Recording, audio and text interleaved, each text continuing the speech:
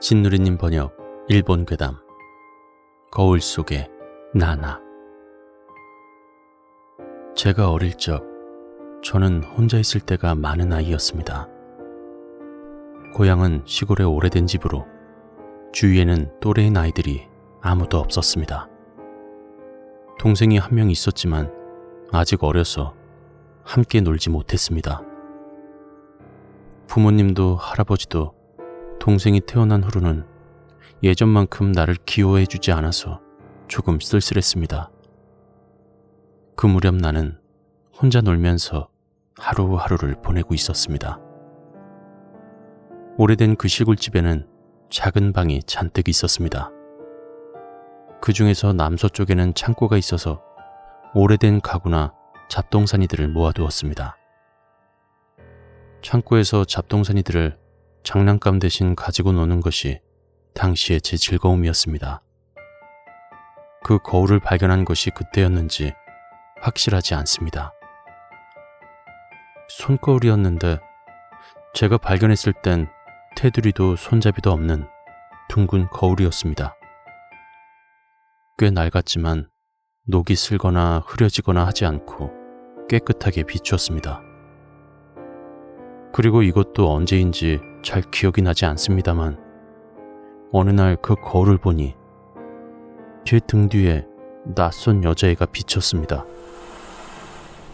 놀라서 뒤를 돌아보았으나 물론 뒤에는 여자애 같은 건 없었습니다. 아무래도 그 애는 거울 속에 있는 것 같았습니다. 이상하긴 했지만 무섭지는 않았습니다. 얼굴이 새하얗고 머리카락이 긴 여자애였습니다. 그 애는 거울에 비친 내 어깨 너머로 빙그레 웃었습니다.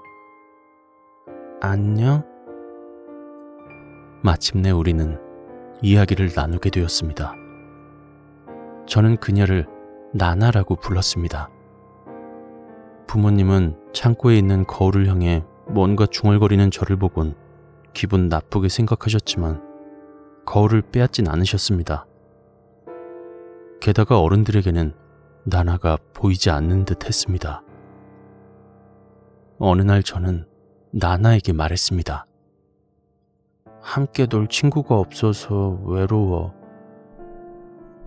이쪽으로 와서 나하고 놀면 돼. 어떻게 그쪽으로 갈 수 있어? 몰라. 잠깐만 물어보고 올게. 누구에게 묻는지 궁금했지만 왠지 물어서는 안 될 것 같아서 잠자코 있었습니다.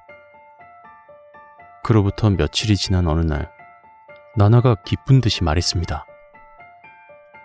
이쪽으로 오는 방법을 알았어. 나와 함께 이쪽에서 놀자. 저도 기뻤지만 항상 부모님께 나갈 땐 허락을 받으라고 들었기 때문에 엄마에게 물어보고 온다고 했습니다. 그러자 나나는 또 곤란한 표정을 지으며 말했습니다. 이 일은 아무한테도 얘기해서는 안 돼. 이야기하면 큰일 나. 더 이상 만날 수 없게 돼. 그건 싫었지만 약속을 어기는 것도 무서웠기 때문에 입을 다물고 있었습니다. 그러자 나나는 저에게 물었습니다. 그럼 내일 이쪽에서 노는 거다? 응, 약속이야. 나나는 미소를 지으며 새끼손가락을 이쪽으로 내밀었습니다. 저는 그 손가락을 걸려고 새끼손가락 끝을 거울에 갖다 대었습니다. 아주 조금 따뜻한 느낌이 들었습니다. 그날 밤은 좀처럼 잠들 수 없었습니다. 부모님에겐 나나에 대해서 말하지 못했습니다. 하지만 침실에 들어가 어둠 속에 가만히 있으니 여러 가지 의문이 떠올랐습니다. 거울 속에 어떻게 들어가지? 거기는 어떤 곳일까? 나나는 어째서 이쪽으로 오지는 못하는 거지? 내가 다시 이쪽으로 돌아올 수는 있는 건가? 그런 걸 생각하니 점점 불안해져 왔습니다. 그리고 나나가 조금 무서워졌습니다. 다음 날 나나를 만나러 가지 않았습니다. 다음 날도 그 다음 날도 저는 창고에 가까이 가지 않았습니다. 결국 그 이후 저는 창고에 가는 것을 그만두었습니다. 세월이 흐르고 저는 마을 고등학교에 가기 위해 집에서 나왔습니다. 졸업하고 나서도 집에 돌아오지 않았고 근처 마을에서 일하기 시작해 마침내 결혼을 하고 살림을 차렸습니다. 그때가 되자 나나에 대해서는 완전히 잊어버렸습니다. 결혼 후 얼마 지나지 않아 아내가 임신해 잠시 외가로 돌아가게 되었습니다. 그러자 집안일을 하는 것도 귀찮고 아무도 없는 집에 혼자 있는 것도 쓸쓸했고 뭔가 할 일이 없을까 해서 빈번히 본가로 돌아가는 일이 많았습니다.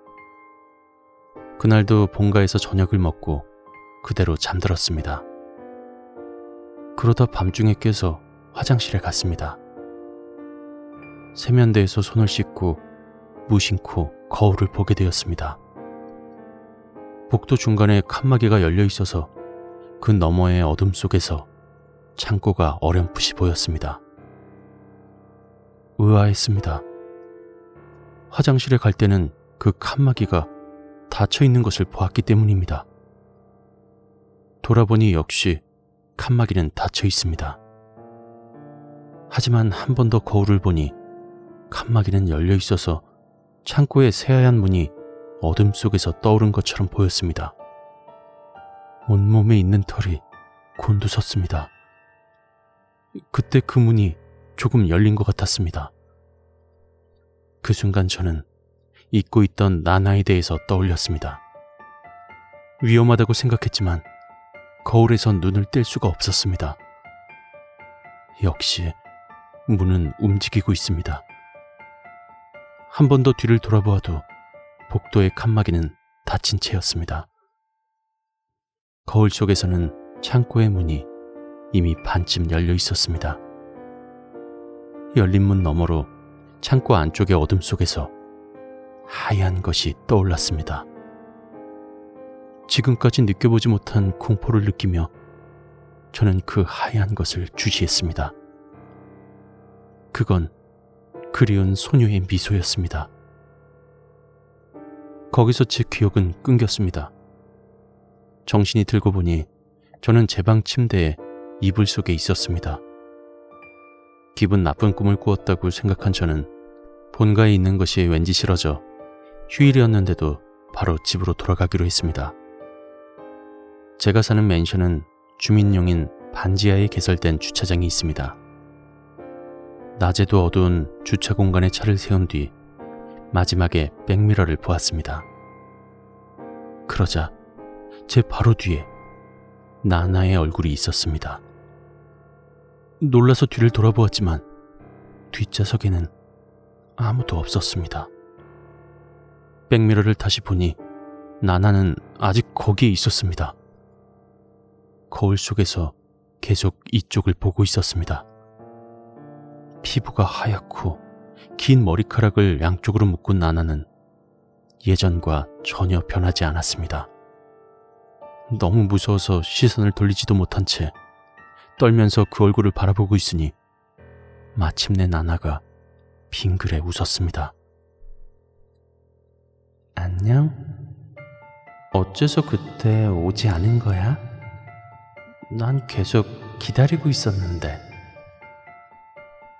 나나가 변함없이 미소를 지으며 그렇게 말했습니다. 무슨 말을 하면 좋을지 몰라 침묵하고 있으니 나나가 계속 말했습니다.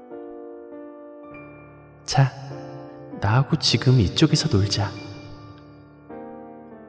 그리고 거울에 비친 제 어깨 너머로 이쪽을 향해 손을 뻗으려고 했습니다. 이쪽에서 놀자. 안 돼! 저는 무심코 큰 소리로 외쳤습니다. 미안해, 나나. 나는 이제 그쪽으로 가지 않아. 안 갈 거라고. 나나는 손을 내민 채 침묵하고 있었습니다. 저는 핸들을 힘껏 쥐고 떨며 아까보다 작은 목소리로 말했습니다. 나에게는 아내가 있어. 아이도 곧 있으면 태어난다고. 그러니까... 거기서 저는 고개를 숙이고 말을 끊었습니다. 잠시 후 그대로 떨고 있다가 머뭇거리며 거울 쪽을 보았습니다. 나나는 아직 거기에 있었습니다. 그래, 알았어. 넌 어른이 되어버렸구나. 이제 나하고는 놀지 못하는구나. 나나는 조금 쓸쓸한 듯 그렇게 말했습니다. 어쩔 수 없네. 나나는 거기서 빙그레 웃었습니다. 정말로 천진난만한 웃음이었습니다. 저는 그때 나나가 저를 용서했다고 생각했습니다. 나나. 그러니까 나는 그 애랑 놀래.